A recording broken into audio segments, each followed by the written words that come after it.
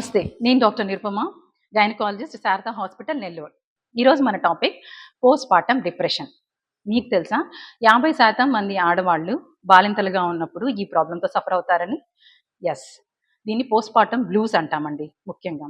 ఎలా గుర్తించాలి అనంటే ఆ బాలింతలలో కోపము, చిరాకు, విసుగు, కాన్సంట్రేషన్ లేకపోవడము, సరిగ్గా నిద్రపోకపోవడము, సరిగ్గా తిండి తినకపోవడము, బిడ్డ ఏడుస్తున్నప్పుడు చిరాకుగా ఫీల్ అవ్వడము, బిడ్డను దూరంగా పెట్టడము, బిడ్డకి సరిగ్గా పాలివ్వకపోవడము, ఫ్రెండ్స్ గానీ, రిలేటివ్స్‌తో గానీ ఎవరితోనూ మాట్లాడాలనిపించకపోవడము, ఒంటరిగా ఒక రూమ్‌లో డార్క్ అట్మాస్ఫియర్‌లో లైట్ లేకుండా కూర్చోవాలనిపించడము, సరిగ్గా అందరితోనూ కలవకుండా ఉండడము, ఇలాంటి దాన్ని పోస్ట్‌పార్టమ్ బ్లూస్ అంటామండి.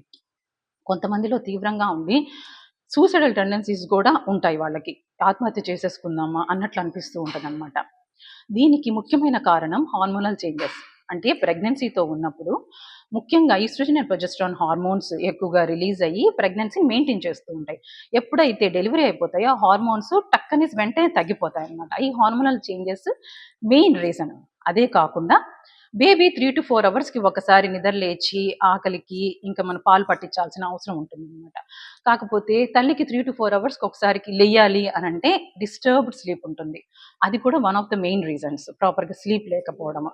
అండ్ ఫ్యామిలీ సపోర్ట్ లేని వాళ్ళకి వర్క్ బర్డెన్ ఎక్కువైపోతుంది. ఒక పక్క వాళ్ళకి సరిగ్గా న్యూట్రిషన్ ఇచ్చేవాళ్ళు ఉండరు. వాళ్ళకి బేబీ కేర్ చూసుకోవాలి. మళ్ళీ ఇంట్లో ఫ్యామిలీ హస్బెండ్‌కి తనే చూడాలి. ఇవన్నీ ఫ్యామిలీ సపోర్ట్ లేని వాళ్ళు ముఖ్యంగా ఈ ప్రాబ్లమ్‌తో సఫర్ అవుతూ ఉంటారు. అండ్ కొంతమంది ఏంటంటే ఫ్యామిలీలో ముఖ్యంగా సైకలాజికల్ డిసార్డర్స్ ఉంటాయన్నమాట. వాళ్ళకేందంటే వంశపారంపర్యంగా ఈ సైకియాట్రిక్ ప్రాబ్లమ్ అనేది క్యారీ అవుతూ వీళ్ళలో ఈ ప్రాబ్లమ్ ఎస్పెషల్లీ బాలింతలలో ఎక్కువగా గమనిస్తూ ఉంటాము. గమనించి వాళ్ళకి సూసైడల్ టెండెన్సీస్ లాగా ఉండడం జరుగుతుంది. దీనికి ఫస్ట్ ట్రీట్మెంట్ ఏంటి తెలుసా? మెడిసిన్స్ కాదండి. న్యాచురల్‌గా ఫ్యామిలీ సపోర్ట్. ఫ్యామిలీ సపోర్ట్ అంటే ముఖ్యంగా తల్లికి సరైన నిద్ర ఉండాలి. అంటే 3-4 అవర్స్ బిడ్డకి అవసరమైనప్పుడు ఇంట్లో వాళ్ళు ఎవరైనా ఆ బిడ్డని కేర్ తీసుకుంటూ తల్లికి సరైన నిద్ర అందించడము.